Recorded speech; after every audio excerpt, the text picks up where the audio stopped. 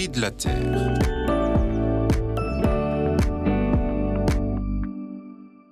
L'actualité est marquée par la multiplication de conflits qui créent un climat très anxiogène et de multiples conséquences économiques.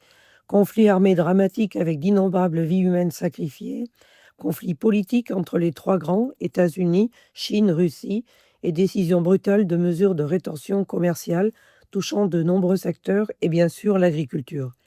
La Chine réplique à la taxation de ses véhicules électriques en taxant à 35% le cognac, et c'est plus qu'un produit d'exportation qui est attaqué, c'est une part vivante de notre identité française. C'est 70 000 emplois de l'écosystème qui sont percutés. Et la menace pèse sur les produits laitiers, les fromages, les viandes de porc, avec les mêmes inquiétudes pour de nombreux agriculteurs, entreprises et régions. Après les annonces brutales de Trump le 2 avril et la réaction forte des pays, il marque une pause pour 90 jours, sauf pour la Chine, son rival économique majeur. Est-ce un recul ou un sursis? Nul ne peut le dire. Par contre, en ricochet, la Chine, qui perd ses débouchés aux USA, réorientera ses containers vers l'Europe avec des prix très bas, une déferlante de produits low-cost concurrents redoutables des entreprises françaises et européennes. La Chine, grande puissance économique, en profite pour organiser un espace de commerce asiatique avec 5 pays pour l'instant, une sorte de marché unique asiatique pour peser davantage sur l'économie occidentale. Et c'est pour l'Union européenne un risque supplémentaire de perte de débouchés pour certains produits agricoles, viande, fromage, alcool, semences.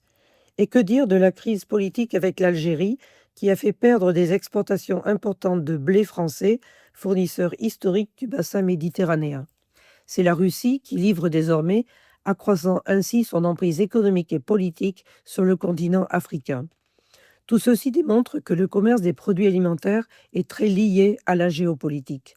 À l'heure où les dirigeants européens organisent le réarmement militaire, le réarmement agricole et la capacité à produire l'alimentation, nous évitons de dangereuses dépendances, est aussi sur la table des discussions stratégiques politiques.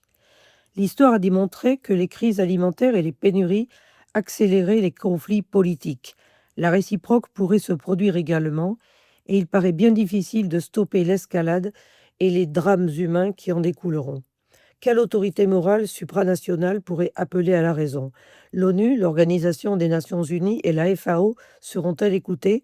Tous les efforts diplomatiques devraient y contribuer.